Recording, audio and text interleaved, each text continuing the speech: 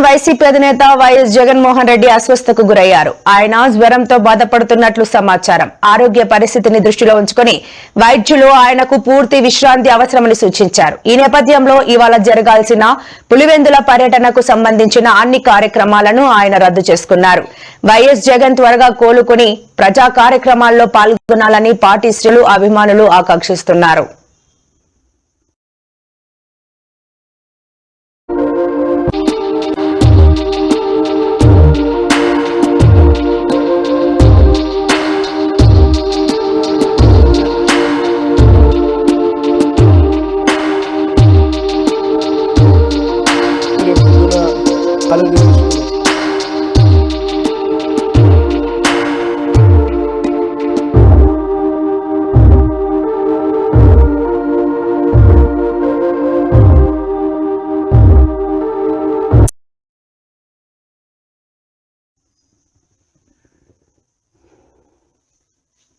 మంత్రి గుమ్మడి సంచారాణి కుమారుడు పిఏపై తనపై లైంగిక వేధింపులకు పాల్పడ్డారని పార్వతీపురం మన్యం జిల్లా ఎస్పీకి ఓ యువతి ఫిర్యాదు చేసింది. దీంతో విచారణ చేపట్టి ఎస్పీ యువతి చేసిన ఆరోపణలు అవాస్తవమని తేల్చారు.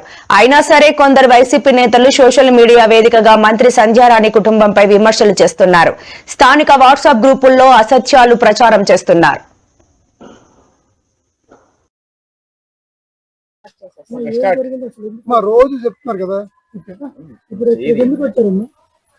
మినిస్టర్ పిఏ మీద కంప్లైంట్ ఇవ్వడానికి వచ్చారు. సంధ్యారాణి మేడం, బందాప్ సతీష్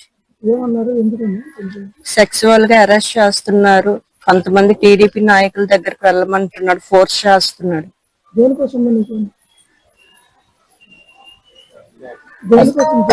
పెడుతున్నాడు, సెక్సువల్ గా ఇబ్బంది పెడుతున్నాడు. నా డబ్బులు తీసుకొని నన్ను కొట్టడం తిట్టడం చేస్తున్నాడు అని వచ్చాను సార్.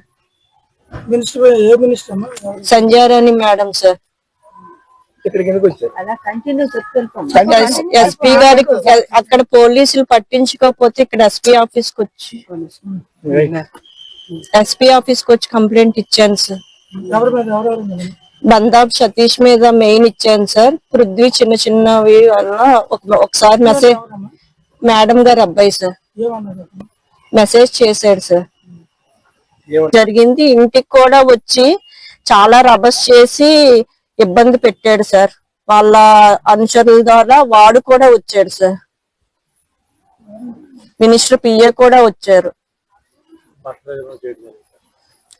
బర్త్డే రోజు 24 రాత్రి కూడా ఇబ్బంది తాగిసి వచ్చేసి నువ్వు చెప్పు. గుంటూరు జిల్లాలోని తాడేపల్లి మండలం ఇప్పటంలో డిప్యూటీ సీఎం పర్యటన ఖరారైంది. అయితే పవన్ కళ్యాణ్ పర్యటనకు ముందే కుర్చీలతో కొట్లాట జరిగింది. పవన్ కళ్యాణ్ పర్యటనను పురస్కరించుకుని పార్టీ శ్రేణులు ఇండ్ల నాగేశ్వరమ్మ ఇంటి వద్దకు చేరుకున్నారు. చక్కగా పూలతో ఆహ్వానం, ముగ్గును కూడా వేశారు. అంతా సజావుగా సాగుతున్నందుకున్న క్రమంలో జన సైనికుల్లో ఒక్కసారిగా అలజడి రేగింది. 2 వర్గాలుగా విడిపోయిన జన సైనికులు దెబ్బలాడుకోవడం మొదలుపెట్టారు. ఇది చూసిన స్థానికులు, పవన్ కళ్యాణ్ అభిమానులు, ఇతర నాయకులు ఒక్కసారిగా కంగుతిన్నారు. గొడవ బాగా ముదరడంతో అక్కడ వేసిన కుర్చీలను అందుకొని మరీ కొట్టుకున్నారు జన సైనికులు.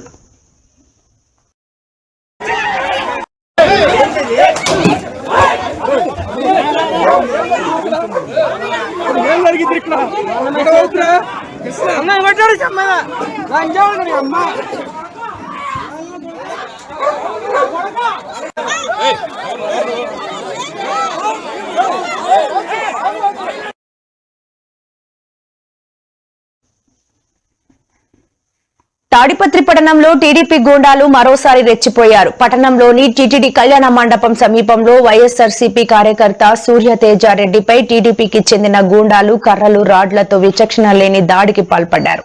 అకస్మాత్తుగా జరిగిన ఈ దాడిలో సూర్యతేజకు తీవ్ర గాయాలయ్యాయి.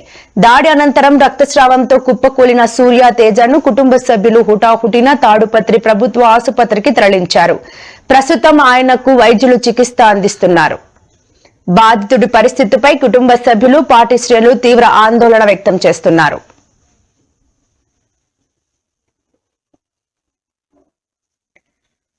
విశాఖపట్నంలోని ఋషికొండ ప్యాలెస్ వినియోగంపై దిగ్గజ సంస్థలు ఆసక్తి కనబరుస్తున్నాయి. ప్యాలెస్ ను లీజుకు తీసుకోవడానికి ముందుకొస్తూ ప్రభుత్వానికి ప్రతిపాదనలు ఇస్తున్నారు.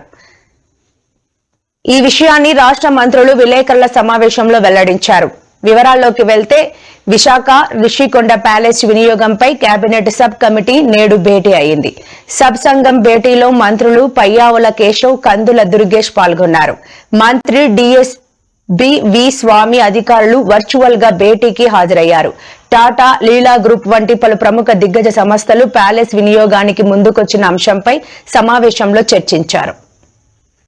కోట్ల రూపాయలు ఖర్చు పెట్టి నిర్మించినటువంటి వాటిని ఏ రకంగా సద్వినియోగం చేయాలన్నప్పుడు వాటిని మెజారిటీ హాస్పిటాలిటీ ఇండస్ట్రీ అంటే హోటల్స్ కో లేక ఆ రకమైనటువంటి ఉపయోగంలోకి వచ్చే వాటికి ఇవ్వాలని చూసినప్పుడు అక్కడ ఉన్నటువంటి నిర్మాణాలు అవి హోటల్ కన్వీనియంట్ గా లేవు, మాకు అదనంగా ప్లేస్ కావాలి అని అడిగారు. అదనంగా ప్లేస్ అడిగితే దానికి కొండ కిందనే ఒక 9 acres ఉందని చెప్పి ఐడెంటిఫై చేశాం. ఆ 9 acres ఇది ఇస్తాము అని అంటే దేశంలోనే పెద్ద పెద్ద హోటల్ సంస్థలన్నీ కూడా వచ్చి అప్లై చేశాయి.